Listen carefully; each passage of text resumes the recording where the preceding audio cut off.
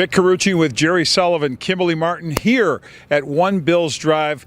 The challenge facing the 2-0 Denver Broncos. And Sully, we saw last week against the Carolina Panthers how much the Bills' running game struggled.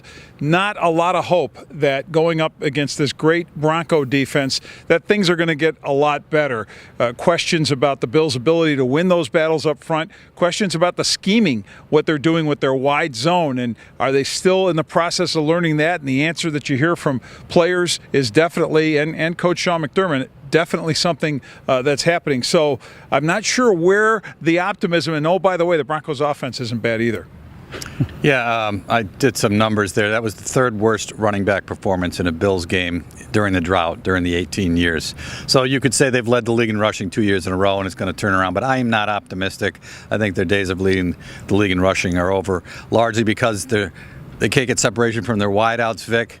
Their backup running back is not very good. And as you know, this scheme is a little bit of an issue now for this team. Yeah, and a little bit of an issue, too, is the health. You had LaShawn McCoy, Lorenzo Alexander sitting out of practice today. Coach calls these rest days, but when guys are banged up, especially McCoy with the wrist and the groin injuries that he was dealing with, makes you wonder. And Marcel Darius had a boot-like deal on his right ankle. Of course, that was a problem for him during the Carolina game, missed 26 snaps in that game, and his status for Sunday is up in the air. Cordy Glenn also dealing with a foot problem, this time the right foot. He had left foot issues, so those health issues are there. But let's switch to Tyrod Taylor and the topic of whether or not he remains as the starting quarterback. No question from the Bills on this, or certainly from their head coach on this. And I guess no question from LaShawn McCoy. He was, Kimberley, defending his quarterback today. Which you want to see. You want to see your star running back have the back of your quarterback. But I think I understand why a lot of fans are concerned about the quarterback play. I think offensively we've seen them struggle. And when first week Shady had a great game against the Jets, and then everything seemed to fall apart against the Panthers. So going forward, you have issues with the wide receivers not getting separation, as Sully mentioned.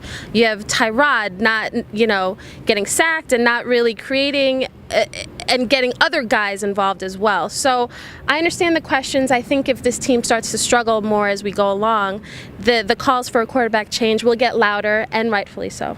And an interesting little footnote, this came from Tyrod Taylor today, saying he doesn't have the clearance from offensive coordinator Rick Dennison to audible all the time. Doesn't have the freedom to do so throughout a particular game. Free range, I think. Free range was the term he used, Sully, yes.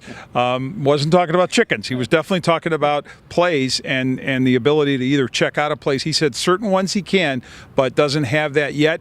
Says that is a work in progress, just as he said his chemistry with his receivers, a work in progress. Well, they got to make that progress a lot sooner than later. All right, for Jerry Sullivan, for Kimberley Martin, for Jim McCoy, I am Vic Carucci saying check back for more on BuffaloNews.com and check out all that we have going on the BN Blitz app.